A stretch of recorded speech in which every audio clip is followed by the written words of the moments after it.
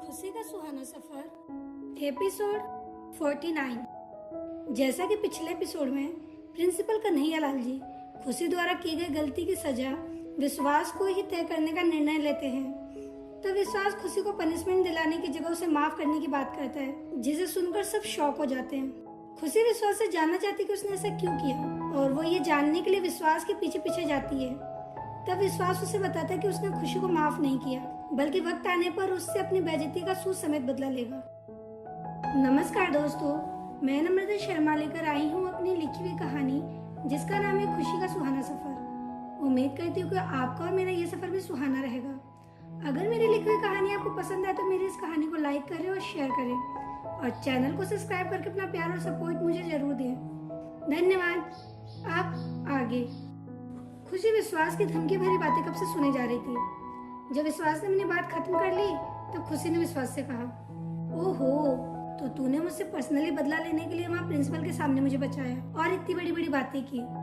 मुझे तो वहाँ ऑफिस में तेरी बातें सुनकर एक बार तो ये गलतफहमी हो गई थी कि तू बहुत बड़ा जेंटलमैन है, मगर मुझे ये भी तो सोचना चाहिए था कि मैं कौन सी जेंटल लेडी हूँ, और जब मैं खुद कोई जेंटल लेडी नहीं हूँ तो सामने वाले के बारे में इतनी बड़ी गलतफहमी कैसे पाल सकती हूँ। कोई बात नहीं, डू एज यू विश, ले लेना बदला मुझसे, पर बाद में क्यों, अभी क्यों नहीं। यहाँ हम दोनों के आसपास कोई भी नहीं है, और वो सब छोड़, ये तो बता कि तू मुझसे बदला लेगा कैसे। मुझे मारेगा या फिर किडनैप करवाएगा या मुझे ह्यूमिलिएट या टॉर्चर करेगा, इस कॉलेज से निकलवाएगा, क्या करेगा मेरे साथ, बता तो सही। अच्छा, अभी तो तेरे पास मुझसे बदला लेने के लिए कोई प्लान होगा ही नहीं। समझती हूँ, पहले तो प्लान बनाएगा, फिर उस प्लान के अकॉर्डिंग मुझसे बदला लेगा। Okay, take your time, I accept, I am guilty. मुझे पूरी बात जाने में ना इस तरह क्लास में घुसकर तेरे सबके सामने बेइज्जती नहीं करनी चाहिए थी, और इसलिए तेरा गुस्सा बिल्कुल जायज है। तो अब सब कुछ तुझ पे डिपेंड करता है कि तू बदला कैसे लेगा, कब लेगा, अभी लेगा या बाद में पूरी प्लानिंग के साथ। अगर बदला अभी लेना है तो तेरे सामने खड़ी हूँ, और अगर अभी नहीं तो जब भी बदला लेना हो मुझे याद करना, मैं हाजिर हो जाऊंगी। अभी चलती हूँ। इतना बोलकर खुशी वहां से जाने लगती है। तब पीछे से विश्वास ने खुशी को आवाज दिया और उसे रोका और उससे बोला, सही समझा तूने, अभी प्लान नहीं है मेरे पास, इसलिए तुझे जाने दे रहा हूँ, मगर मकसद है मेरे पास, और मकसद ये है कि तुझे इस कॉलेज में इज्जत से नहीं जीने दूंगा। खुशी विश्वास की बात सुनकर उसकी ओर मुड़ी और हंसते हुए उसे जवाब देते हुए बोली, हे कर देना फनी बात, तो सिर्फ मेरी बेइज्जती करवाना चाहता है। तो बेवकूफ, इसका जिम्मा तू क्यों ले रहा है, मैं हूं ना मेरी बेइज्जती करवाने के लिए। बेइज्जती तो मेरी परछाई जैसी है, हमेशा साथ साथ। मैं पहले से बहुत जलील लड़की हूँ, मेरे ना तो घर में कोई इज्जत है, ना मोहल्ले में, ना पड़ोसियों में, ना रिश्तेदारों में, ना कभी स्कूल में इज्जत मिली, ना कभी ट्यूशन में। तो तू टेंशन मत ले, कॉलेज में भी मैं मेरी इज्जत के धज्जे खुद ही उड़वा लूंगी, और एग्जाम्पल तो तू देख ही चुका है। आज मेरा पहला दिन है और पहले दिन ही प्रिंसिपल के ऑफिस में मेरी कंप्लेन हो गई, तू मेरा दुश्मन बन गया, मेरी फ्रेंड मुझसे नाराज हो गई। ये सब भी तो बेइज्जती का ही पार्ट होता है, इसलिए कुछ और सोच। मेरी बेइज्जती करने की जिम्मेदारी मेरी हरकतों पे छोड़ दे, और कभी तेरे लिए कुछ कर पाऊँ तो प्लीज मुझे बताना, अपना गिल्ट जो मिटाना है। खुशी की बातें सुनकर विश्वास को झटका लगता है। वो चौंक जाता है कि कोई खुद के बारे में ऐसी बातें कैसे कर सकता है। वो खुशी से बोला, चल ठीक है, ये तो बता दिया तूने कि तेरी कोई इज्जत नहीं है, लेकिन मैंने एक बात और नोटिस की है, जब से तुझसे मिला हूँ ये देख रहा हूँ कि तेरी आंखों में कोई डर या खौफ नहीं है।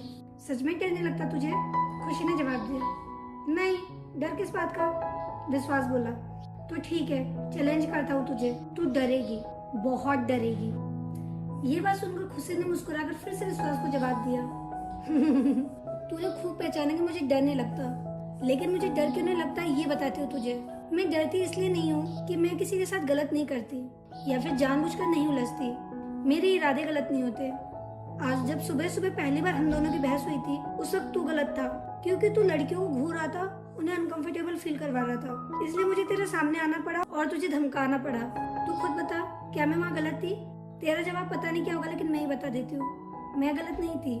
उसके बाद क्लास में जो भी पंगा हुआ उसका रीजन ये था कि मुझे गलतफहमी हो गई थी कि तू मेरे दोस्त को परेशान कर रहा है, इसलिए बिना पूरी बात जाने तुझे सबके सामने इस तरह से कूट दिया। हाँ, मेरी गलती थी कि मुझे अपने दोस्त की पूरी बात सुननी और समझनी चाहिए थी, मगर मैंने ऐसा नहीं किया, और इसी वजह से तेरे सामने माफी या सजा जो भी मिले उसके लिए खड़ी हूँ। पता है, मेरी इन्हीं हरकतों की वजह से मेरी हमेशा इंसल्ट होती है, लेकिन तू ये भी तो सोच कि अगर तूने सुबह लड़कियों को घूरने वाली छिछोरी हरकतें ना की होती तो मुझे तेरे लिए कोई गलत फहमी भी नहीं होती। और फिर वो कोइंसिडेंट था कि तेरे और मेरे बीच में ये कलेश मच गया। पूजा ने मुझे बताया था कि कोई कब से उसे घूर रहा है, उसे परेशान कर रहा है, और क्लास में उसने तुझे पहचानने से भी मना कर दिया।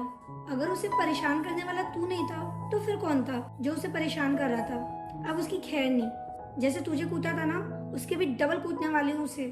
उस बेवकूफ की वजह से हुआ ये सब कुछ। जाते जाते खुशी विश्वास से बोली, चलती हूँ, पहले मैं मेरी फ्रेंड का मैटर सुलझाऊं, तब तक तू कोई तगड़ा बदले का प्लान बना। इतना बोलकर खुशी पूजा को ढूंढने के लिए तेजी से आगे बढ़ती है, फिर कुछ सोचकर रुक जाती है और वापस विश्वास के पास लौट कर आती है और उससे बोली, मैंने तेरे साथ गलतफहमी की वजह से गलत किया, इसकी सजा तू डिसाइड करेगा, ये तो अलग बात है, मगर मेरी दूसरी बात को ध्यान से सुन। आगे फिर से तूने किसी लड़की को घूरा, उसे अनकंफर्टेबल फील करवाया या फिर कोई छिछोरी हरकत की और मुझे पता चला तो फिर से मेरे हाथों से पिटेगा और उस बात का मुझे कोई अफसोस नहीं होगा। चलती हूँ, बाय। ये बोलकर खुशी वहां से चली जाती है और विश्वास खुशी को जाते हुए देखता है और अपने दांतों को पीसता हुआ उसे घूरता है।